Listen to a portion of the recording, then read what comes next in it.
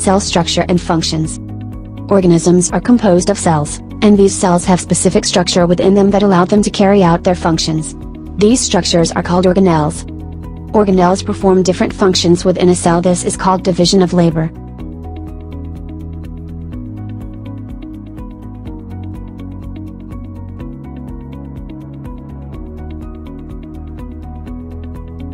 Parts of a cell. Cell wall. Helps in protecting the plasma membrane and plays a vital role in supporting and protecting the cells. It is a thick outer layer made of cellulose that gives the cell its shape. Cell membrane. It is a double-layered, thin barrier, surrounding the cell to control the entry and the exit. Cytoplasm. It is a membrane, which protects the cell by keeping the cell organelles separate from each other. This helps to keep the stability of the cell. Cytoplasm contains semi-fluid translucent substance known as cytosol. Cytoplasm is the site where many vital biochemical reactions take place. Membrane-bound organelles. 1. Nucleus. It is the largest organelle in the cell. It contains a dense structure called nucleolus and is surrounded by the nuclear envelope, a structure composed of two membranes, separated by fluid, which contain a number of nuclear pores that can allow relatively large molecules through. The nucleus contains nearly all of the cell's genetic material. The nucleolus creates ribonucleic acid and ribosomes, which then travel out of the nucleus, through the nuclear pores, to the cytoplasm where they are involved protein synthesis.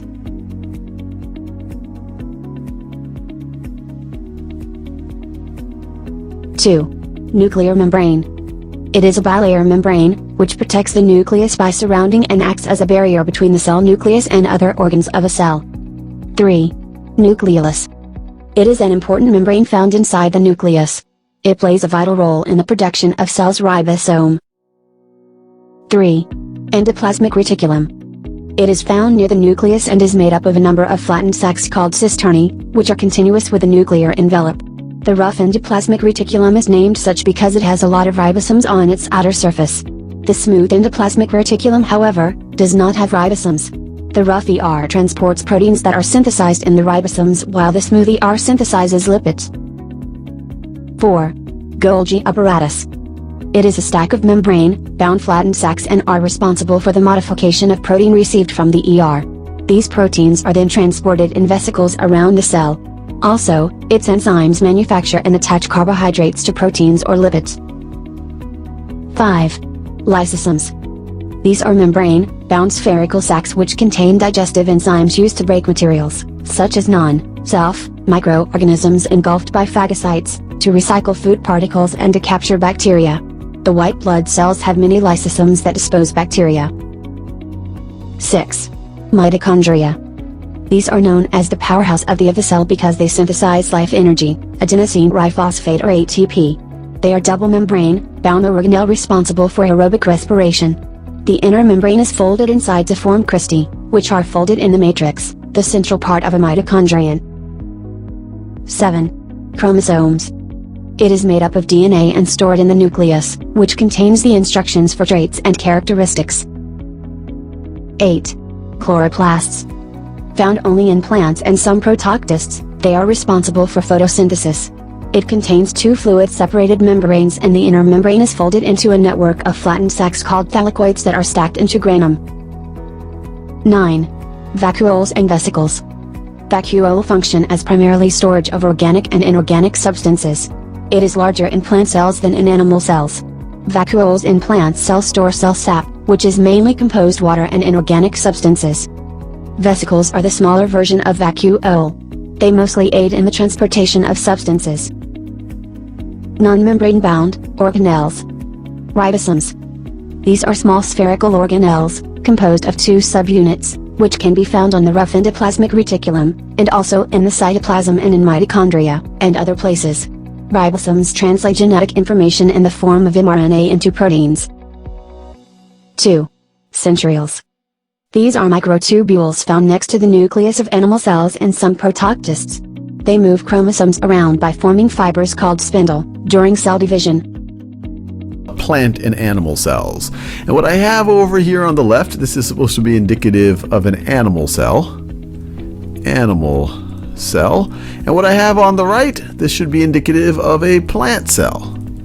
Plant cell. So let's start with what's outside of the cell. So we see in both of them, we see the extracellular matrix. You see on this animal, or outside of this animal cell, you see all these collagen fibers and everything else. All these fibers that are holding these cells into place and allow the cells to relate to each other. And actually, depending on what's inside of it, can even help signal different things to the cells. So this is an extracellular matrix. Now, when we think about the extracellular matrix for a plant cell, we also think about some of the components that are involved in the actual cell wall. And so the cell wall is a key difference between plant and animal cells. So the cell wall is going to be in a plant cell. Animal cells don't have cell walls. Now, if we go one layer deeper, we get to the plasma membrane, the cellular membrane, and we see that that is common to both. The animal cell is going to have a plasma membrane, and the plant cell is going to have a plasma membrane. And they actually can both have tunnels from neighboring cells, or tunnels between neighboring cells. We studied that in the cell wall video for plant cells. We saw these things right over here called plasmodesmata, and we actually see a complete one over here because I start to draw a little bit of an adjacent cell. Plasmodesmata. And in animal cells, the analog are gap junctions, which are still tunnels between adjacent cells. So gap junctions. Now, plasmodesmata are much more common to a much wider category of plant cells than gap junctions, but gap junctions can be very relevant in certain types of animal cells, in particular things like heart cells, where because of gap junctions between adjacent cells, electrical signals can move through the tissue and let adjacent cells know, hey, it's time to contract in the right way. So this is still very crucial for certain types of animal cells. So now let's go a layer even deeper. And actually, before I do that, I want to re-emphasize this. And I do this in almost every video. All of these membranes that we draw, either the outer cellular membrane or the membranes of these organelles, these are all lipid bilayers or phospholipid bilayers. So if I were to zoom in right over there on this yellow place right over there, it looks just like a line, but they really are these phospholipid bilayers that have these hydrophilic heads that point outwards and these hydrophobic tails that point inwards. And it keeps going. I want to make that very clear. These lipid bilayers, all of these membranes that I draw are lipid bilayers. But let's keep on going. So as we go now into the cell, we see that both of these cells have cytoskeletons. We have cytoskeletons. So you have your microfilaments right over here, and I'm not giving full justice to the complexity just because we want to be able to have a fairly simple looking diagram. You have your microtubules. You might have intermediate filaments, and we talk about all of those things in other videos. But now let's dig a little bit deeper. So in the animal cells, I have these centrosomes, and they are key for organizing the microtubules, and we're going to see them a lot when we talk about mitosis. We don't see them in plant cells, and they actually figure out other ways to organize their microtubules, especially, well, in general, and especially even when we're thinking about something like mitosis. But let's see what other differences are here. Well, one big thing that you might notice is this big blue balloon egg-looking thing. And it doesn't contain these green things. It's really just behind these green things. And these tend to be associated with plant and fungal cells. This is a central vacuole. And a central vacuole, it can store fluid, it can store enzymes, it can be viewed as a place for waste. And it actually turns out that even though they're common to plants, that depending on which plants, which cells, they can have very different roles. And I want to emphasize this to you. And I do this in other videos. We keep seeing all these organelles, and we can draw diagrams of them, and we think we know what most of their functions are, but almost all of these organelles and all of actually the cell is it's an area of active research. In the decades to come, we're going to find more and more things that these different organelles do and ways that they signal to each other and interact with each other and behave in different circumstances. So we're starting to understand what's there and have an idea of what they do, but in the decades to come, we're going to learn much, much, much more about the different structures and functions of a cell. But as I mentioned, this is central vacuole. It's large. It can help provide structural support for the cell, can help store things, and the best analog on the animal cells, some animal cells actually can have a vacuole, not all of them, but the best analog is the lysosome. So this right over, let me just in the orange color, this right over here is a lysosome. And a lysosome could be viewed as the waste disposal of an animal cell, where it's going to have a bunch of enzymes in it so that things can kind of go in there and get broken up. It has a relatively low pH, a more acidic pH, so that things can be broken up in different ways, and then their individual pieces can be recycled. And since we're in this category of places where things go to get maybe broken down or catabolized or metabolized in certain ways, it's also worth talking about the peroxisomes.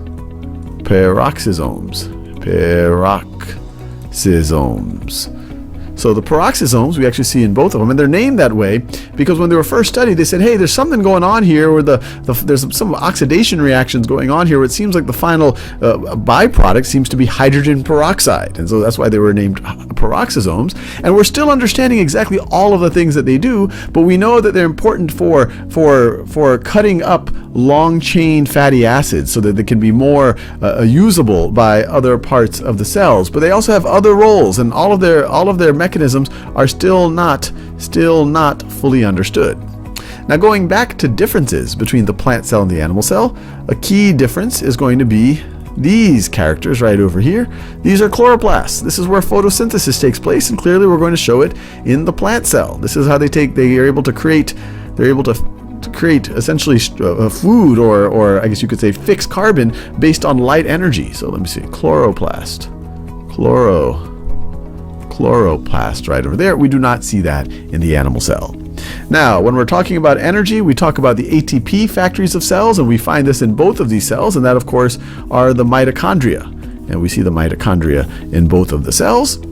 And then the other things, we also see a lot of common things. We see the Golgi apparatus in that cell. We see Golgi apparatus in that cell. And that's where we package proteins for use either within the cell or outside of the cell. We have the endoplasmic reticulum. We have the rough endoplasmic reticulum that has ribosomes bound to the membrane, and we have the smooth where you don't have the ribosomes. And this is where a lot of proteins get manufactured, but even lipids also can get manufactured. Then you have, of course, the nuclear membrane. Actually, this is the inner nuclear membrane right over here. The outer nuclear membrane is contiguous with the endoplasmic reticulum, but you see that in both of these cells. And inside, of course, you have the DNA. It's in chromatin form, and then you have this kind of extra dense area that shows up in microscopes, which we call the nucleolus, which is associated with ribosome formations and ribosomal RNA. And of course, you also have free ribosomes. You also have free ribosomes. So this is a very high-level overview of cells, eukaryotic cells, I should say, but hopefully it also starts to show you some of the key distinctions between animal and plant cells. Difference between animal and plant cell. Animal cell, plant cell. 1. Comparatively smaller in size. Usually larger in size. 2. Enclosed by a thin plasma membrane. Enclosed by rigid cell wall in addition to plasma membrane. 3. Often changes its shape. Cannot change its shape. 4. Plastids are usually absent. Plastids are present. 5. Often contains many small vacuoles. Mature plant cell contains large central vacuole. 6. Nucleus usually lies in the center. Nucleus lies on one side of the cytoplasm. 7. Centrioles are practically present. Centrioles are normally absent except for lower plant forms. 8. Lysosomes are always present in animal cells. Lysosomes are rare. 9. Glycosomes are absent. Glycosomes are present. 10. Plasmodemata is absent or tight junctions and demosomes are present. Plasmodemata is present or tight junctions and demosomes are absent. 11. Reserved food in form of glycogen. reserved food in the form of starch. 12. Cannot synthesize all the amino acids, enzymes and vitamins required by them. Synthesize all amino acids, enzymes and vitamins required by them. 13. Spindle formed during cell division is aphyestral, has an ester in each pole. Spindles form during cell divisions in an estral, without esters on the opposite side. 14. Cytokinesis occurs by construction of furrowing. Cytokinesis occurs by cell play method. 15. Animal cell lacking contractile vacuole usually busts if placed in hypotonic solution. Plant cell does not burst if placed in hypotonic solution due to the presence of cell wall. In this video, we're going to look at prokaryotic cells and eukaryotic cells. You could take all the cells on the planet and split them up into one of these two groups. And if we look at the name, it gives us some information about what these two groups mean. Kary means nucleus, and pro means before. So prokaryotic cells, before the nucleus. These are primitive cells, and they do not have nuclei. Eu means true. So eukaryotic cells have a true nucleus. And if we can look at these two pictures, we can see some of the similarities and differences. Both types have a plasma membrane, both types have a cytoplasm, and both have DNA. The main difference is that in a prokaryotic cell, the DNA is found free in the cytoplasm. It is kind of in a region though, and they call that the nucleoid region, or nucleus-like region, but it's not a true membrane-bound nucleus like we have in eukaryotic cells. You'll also see both cell types have ribosomes for making proteins. One small difference is the ribosomes are larger in eukaryotic cells. Also notice the size of the cells. Prokaryotes are smaller. They only go up to about 10 micrometers. Now with prokaryotic cells, really what we're talking about is bacteria. And eukaryotic cells, these would be our animal cells, our plant cells, also fungal cells. And you might think that eukaryotes would be the most diverse group based on that. There seems to be a big difference between an animal cell and, say, a fungal cell. But in fact, the most diverse group is the prokaryotic cells. If you were to look at bacteria all over the planet, you'd find a huge range in the DNA that they have. And so they are a more diverse group. Some of the other differences that I want to draw your attention to: membrane-bound organelles are absent in prokaryotes. What's a membrane-bound organelle? Well, that's just an organelle with a membrane around it. And these would include lysosomes, Golgi complex, or sometimes called Golgi apparatus, the ER, the mitochondria, chloroplasts. I'm sure you've heard of these organelles before. They all have membranes around them, and therefore they're only found in eukaryotes. Also, how they divide. Prokaryotic cells literally divide in two. Binary means two. Fission means splitting. And they make genetically identical copies of themselves. In eukaryotic cells, the process of mitosis makes genetically identical daughter cells as well. So how do you get genetic diversity if both of these processes result in genetically identical cells? Well, they do carry out sexual reproduction. And if you learned nothing else from this video, you will learn that bacteria carry out sexual reproduction. That's very exciting.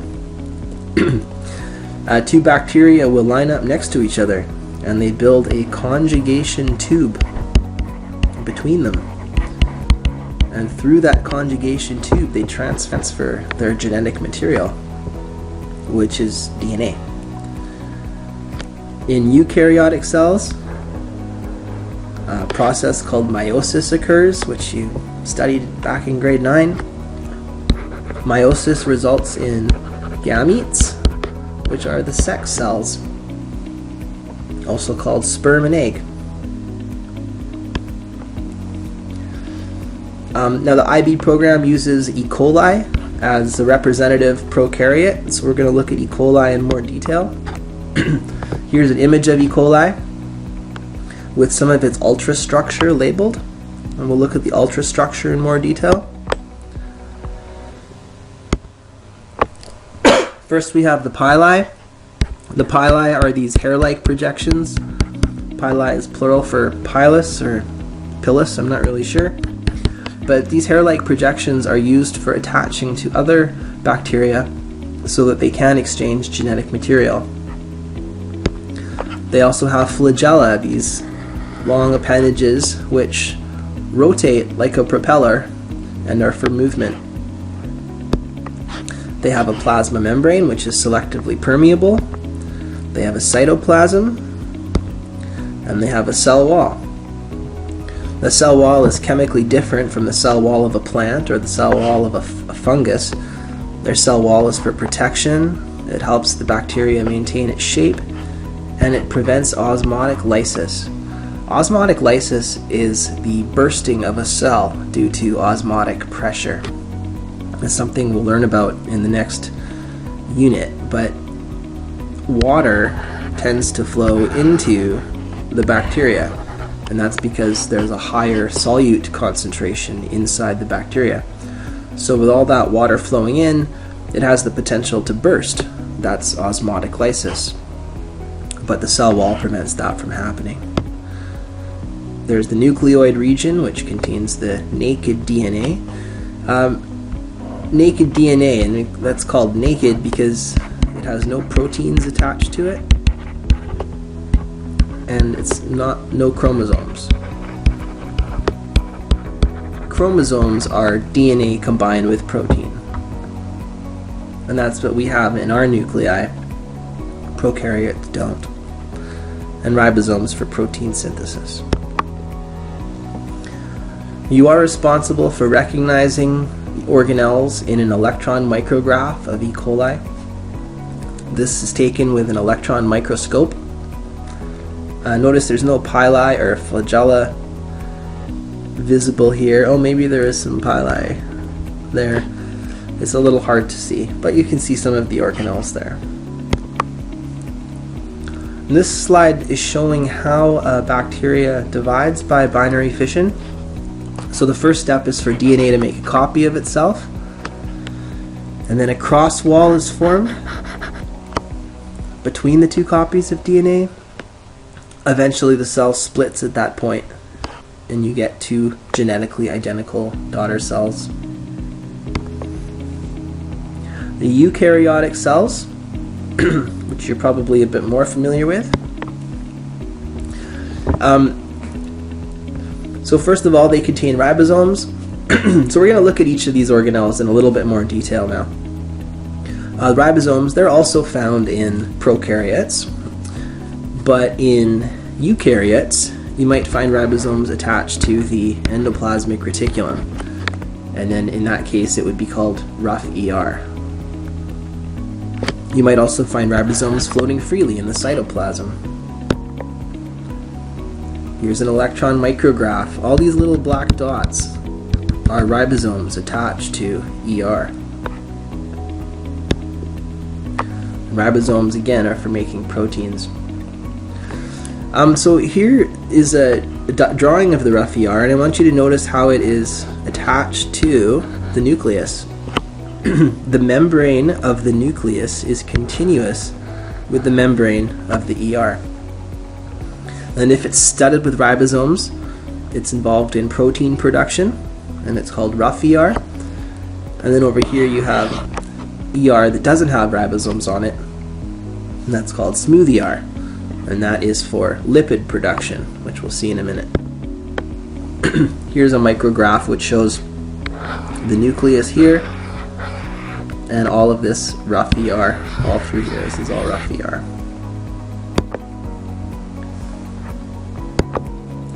So the smooth ER produces lipids, which includes oils and steroids. Steroids are hormones like testosterone. Rough ER, as mentioned before, is involved in the production of proteins. It also is a factory for the cell membrane. So you might want to think about where these two types of ER might be distributed in the body. So for example, if there's a part of the body that makes a lot of steroid hormone like testosterone, you would expect to see more smooth ER in those cells. If it's a part of the body that makes lots of protein, you might expect to see more rough ER. Lysosomes, sometimes called the digestive system of the cell, they contain hydrolytic enzymes for digesting material. And that could be material that's coming into the cell to be eaten as food. It could also be parts of the cell that are damaged. The lysosome will help to break that down and digest it. One interesting fact about lysosomes is like a tadpole's tail. When the tadpole loses its tail and becomes a frog, the tail doesn't just break off, it actually gets digested by the lysosomes inside the frog cells. Next we have the Golgi apparatus, which is responsible for packaging the protein. So this is especially important for those proteins that are going to leave the cell and be secreted. And those proteins get surrounded by a vesicle. These are vesicles. So you'll find lots of vesicles around the Golgi apparatus. Oh, by the way, sometimes it's called Golgi apparatus, sometimes Golgi body, sometimes Golgi complex. It's all the same thing, and that's one of the reasons why you love biology. There's a micrograph of the Golgi apparatus. Plant versus animal cells. Some organelles that we don't find in an animal cell, but we find in a plant cell would include the chloroplast for photosynthesis, a large vacuole in the middle, and this large vacuole squeezes the nucleus over to the side of the cell. Also the cell wall around the outside. Organelles that are found in animal cells but not plant cells would be the centrioles, which are involved in cell division. The lysosome, although this is hotly contested among cell biologists, but some textbooks will tell you that lysosomes are only found in animal cells and not plant cells. Now finally, there are some components that are found outside of the cell but attached to the cell. So extra on the outside, extracellular components. Example would be the cell wall. The cell wall is not considered an organelle. It helps the cell maintain its shape, it prevents too much water from being taken up, and in a plant it helps hold the plant up against the force of gravity. So here's an example. This is a cell wall in a plant that has been given water. And so the central vacuole fills up with water and exerts pressure on the inside of the cell, and it helps to keep the cell rigid, and it helps to keep the plant standing up straight. This pressure is called turgor pressure. You can sort of imagine like a water balloon inside of a flimsy box. If the balloon is filled up, it helps to keep the box rigid. When there's not enough water, the vacuole shrinks, and we get a flaccid cell and a wilted plant. In animal cells, the extracellular components that you're responsible for is this matrix, an extracellular matrix. And this is made up of glycoproteins. Glyco refers to carbohydrate. So these are proteins with carbohydrate chains on them, called glycoproteins. They work for support, adhesion, and movement. Prokaryotic cell. These are single-celled entities that are primitive in structure and function as they lack a membrane-bound nucleus and other organelles. The term prokaryote is derived from two Greek words, pro meaning before, and karyon meaning nucleus. Prokaryotes are considered to be the first living organisms of the Earth as they are the simplest form of life. The general characteristics of prokaryotics are: this range in size from 0.1 to 5.0 micrometers and are considerably smaller than eukaryotic cells. The shape of prokaryotic cells ranges from cocci, bacilli, spirala, and vibrio. However, prokaryotic cells with modifications of these shapes are also found in nature. The cellular organization of prokaryotic cells is primitive as they lack a membrane-bound nucleus and other membrane-bound cell organelles.